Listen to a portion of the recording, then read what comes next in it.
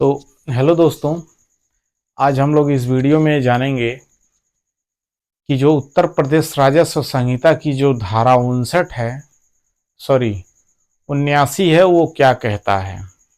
79 क्या प्रावधान करता है, 79 क्या प्रावधान करता है। तो हम लोग पूरी जानकारी लेने से पहले आप मेरे चैनल को अभी तक सब्सक्राइब नहीं किए हैं तो सब्सक्राइब कर दीजिए, लाइक कर दीजिए और शेयर जरूर कर दीजिए, क्योंकि ये वीडियो बहुत ही अच्छी होने वाली है। ठीक है, तो चलिए हम लोग चलते हैं अपने वीडियो की तरफ।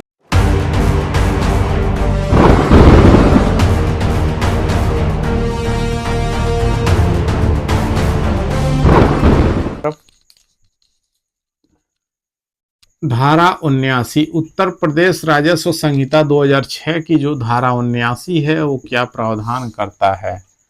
धारा 79 क्या प्रावधान करता है। धारा 79 अनन्य कब्जा के लिए भूमिधरों का अधिकार। ठीक है, ये धारा ये कहती है कि अनन्य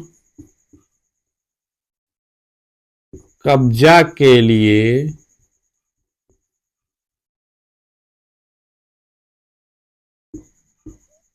भूमिधरों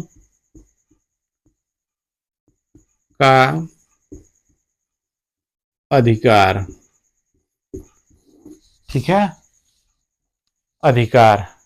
इसमें पहली बात और दूसरी बात, पहली चीज है संक्रमणीय भूमिधर वाले और दूसरा है असंक्रमणीय भूमिधर वाले। संक्रमणीय भूमिधर, असंक्रमणीय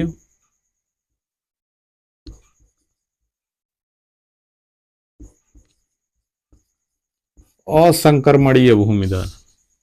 ठीक है, संक्रमणीय भूमिधर और असंक्रमणीय भूमिधर।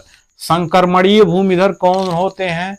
वह भूमिधर जिनके नाम से, ठीक है, जिस भूमिधरी के नाम से जमीन किसी व्यक्ति के नाम से पर्टिकुलर जमीन होता है और वह जमीन ट्रांसफरेबल जमीन होती है। ऐसी जमीन जो जिसका वरासत, वसीयत, दान, विक्रय किया जा सकता है, यानी ट्रांसफर किया जा सकता है एक व्यक्ति के उस व्यक्ति के नाम से जिसके नाम से वह जमीन है और किसी दूसरे व्यक्ति के नाम से ट्रांसफर किया जा सकता है। ऐसी जमीन संक्रमणीय भूमिधर वाली जमीन होती हैं। और वह कौन सी श्रेणी की होती हैं? तो वह फर्स्ट श्रेणी क की भूमि होती हैं। ठीक है, जो ट्रांसफरेबल जमीन होती है। और ये जो होती हैं फर्स्ट श्रेणी ख की जमीन होती हैं। ठीक है, जो नॉन ट्रांसफरेबल जमीन होती हैं और ये ट्रांसफरेबल होती हैं और ये नॉन ट्रांसफरेबल जमीन होती है असंक्रमणीय भूमिधर। असंक्रमणीय भूमिधर किसी व्यक्ति के नाम से नहीं होता है। ठीक है, धारा 79 में ये बताया जा रहा है कि असंक्रमणीय भूमिधर किसी पर्टिकुलर व्यक्ति के नाम से नहीं होता है। वह भूमि जो ग्राम सभा की भूमि होती है, जैसे आबादी हो गया, डी हो गया, बंजर हो गया, ठीक है, या खलिहान हो गया, या खतगड्ढा हो गया, चारागाह हो गया, ऐसी भूमि जिस पे उगा हुआ है और वह ग्राम पंचायत की जमीन है। ये सब जमीन क्या होती हैं? श्रेणी ख की जमीन होती हैं, जो नॉन ट्रांसफरेबल होती हैं। वह ट्रांसफर नहीं किया जा सकता है, केवल लोक प्रयोजन के लिए ही उपयोग किया जा सकता है। आबादी की जमीन है तो आबादी की जमीन कोई व्यक्ति उपयोग कर रहा है, लेकिन वह उसके नाम से आबादी की जमीन नहीं है। डी की जमीन कोई व्यक्ति उपयोग कर रहा है, लेकिन वह उसके नाम से नहीं है। ठीक है, तो ये दो बातें हैं इसमें, संक्रमणीय और असंक्रमणीय भूमिधर। तो चलिए सबसे पहले हम लोग संक्रमणीय जानते हैं। तो इसमें कह रहा है कि संक्रमणीय अधिकार वाले भूमिधर को इस संहिता के उपबंधों के अधीन रहते हुए उक्त समस्त भूमि जिसका वह ऐसा भूमिधर है, उक्त समस्त भूमि जिसका वह भूमिधर है, यानी पूरा वह जमीन जिसका जो भूमि उसके नाम से है, श्रेणी 1 क की जमीन है, ठीक है। अनन्य कब्जा और किसी भी प्रयोजन के लिए उसका उपयोग करने का अधिकार होगा। अभी हम बताए हैं कि जो संक्रमणीय भूमि होती है यह किसी भी उपयोग के लिए यह भूमि होती है जो पर्टिकुलर किसी व्यक्ति के नाम से होती है, और वह, ठीक है, किसी भी प्रयोजन के लिए वह उपयोग कर सकता है, चाहे वह बेच सकता है, चाहे किसी को दान दे सकता है, वसीयत कर सकता है वह जमीन, ठीक है। तो वह अपने किसी भी प्रयोजन के लिए वह प्रयोग कर सकता है, चाहे उस पर मकान बनाए, चाहे खेती करे, चाहे कृषि करे, चाहे किसी को दे विक्रय कर दे, वह पर्टिकुलर उस व्यक्ति का उस पर हक और अधिकार होता है, ठीक है। तो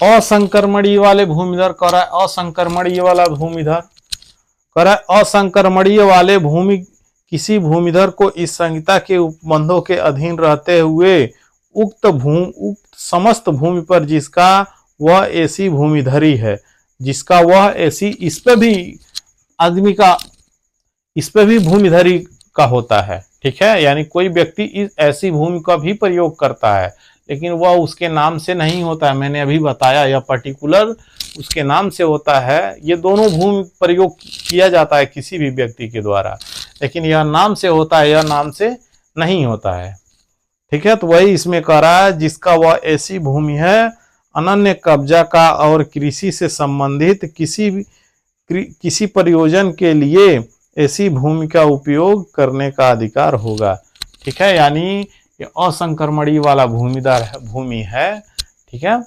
तो वह खलिहान को छोड़ करके और खदगड्ढा को छोड़ करके, पोखर को छोड़ करके अगर कोई ऐसी भूमि है तो वह ज्यादा भूमि है, तो उस भूमि पर वह क्या कर सकता है, उस भूमि पर वह खेती कर सकता है। आबादी की भूमि, डीह की भूमि है तो उस पर वह मकान भी बनवा सकता है, लेकिन वह उसके नाम से, उस पर्टिकुलर व्यक्ति के नाम से यह भूमि नहीं होगी, ठीक है। तो ये कह रहा है कि अनन्य संक्रमणीय और संक्रमणीय भूमिधर इस संहिता के अधीन अपने सभी भूमि के संबंध में जिसका वह भूमिधर है अनन्य कब्जा का अधिकार होगा, ठीक है। कब्जा का अधिकार तो इस पे भी होता है, इस पे भी होता है, दोनों पे होता है, लेकिन ये नाम से नहीं होता, या नाम से होता है। इसमें ग्राम सभा भूमि आपकी अर्जित कर सकती है, अगर खाली है तो वह ग्राम सभा भूमि आपकी ले सकती है। अगर आबादी की जमीन है, डी की जमीन है, अगर बगल में किसी लोक प्रयोजन के लिए वह भूमि जरूरत पड़ रही है आबादी डी की, और वह जमीन खाली है, तो ग्राम पंचायत के द्वारा वह जमीन लिया जाएगा या लिया जा सकता है, ठीक है। कह रहा धारा 84 के अधीन इस प्रकार की अपनी जोत भूमि के संबंध में अनन्य अधिकार आसामी को भी होगा। ऐसा कब्जा संहिता के अंतर्गत दिए गए प्रावधानों के सिवा बाधित नहीं किया जाएगा। यानी इस संहिता ऐसा होने पर इस संहिता के अंतर्गत दिए गए प्रावधानों के अंतर्गत बाधित नहीं होगा, ठीक है। तो आई होप आपको समझ में आया होगा संक्रमणीय और असंक्रमणीय भूमि क्या है, ठीक है। कौन सी भूमि ट्रांसफरेबल है, कौन सी भूमि नॉन ट्रांसफरेबल है, ये बहुत अच्छे से आप समझ गए होंगे। अगर पट्टे की जमीन है तो भी नॉन ट्रांसफरेबल जमीन होती है, जब तक वह संक्रमणीय भूमिधर में न बदल जाए तब तक वह नॉन ट्रांसफरेबल जमीन होती है। आप उसे विक्रय नहीं कर सकते, दान नहीं कर सकते पट्टे की जमीन को, ठीक है। तो अगर समझ में आया होगा तो वीडियो को लाइक शेयर सब्सक्राइब जरूर करिएगा। थैंक